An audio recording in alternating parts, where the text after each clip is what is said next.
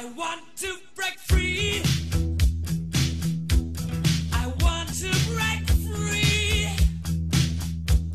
I want to break free from your lies. You're so self-satisfied. I don't need you.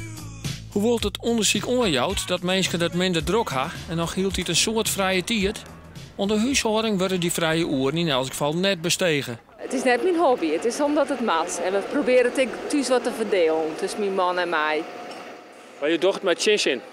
Ja, dit is een leukere ding. Maar het maakt wel. Het maakt wel een beetje skinblauwen. En vooral voor het eer. Gezellig de stad in, winkelje, dat doen de Nederlanders volle liever. En achter internet en voor de televisie.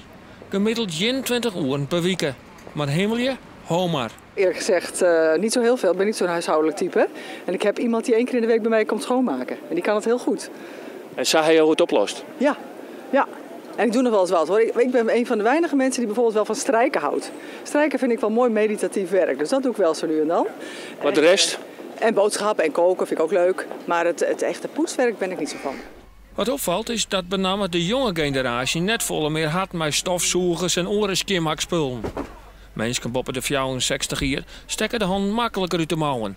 Wat doe je nou correct in de huishouding? Alles. Alleen nog mijn man scheelt hier appels. En helpt afwassen en dan is het ook alles. Ja, schrobbie en boenen en stoffie en stofzoeken, alles. Je had er maar druk mee. Ja, dat dacht ik al. Ik heb al pielen. Ja. 4 op de 10 mensen hebben minimaal 1 dag in een week een opjagen gevoel. In een aantal gevallen had dat met het huishouden te krijgen. Gewoon vooral je vinden dat echt verschrikkelijk. Als het er schoon uitziet, dan ben ik al blij. Want? Ik vind het niet leuk. Nee, ik vind het echt niet leuk. Het is zelfs zo dat ik liever zou gaan werken om iemand te betalen die het huishouden zou kunnen doen, dan dat ik het zelf zou moeten doen.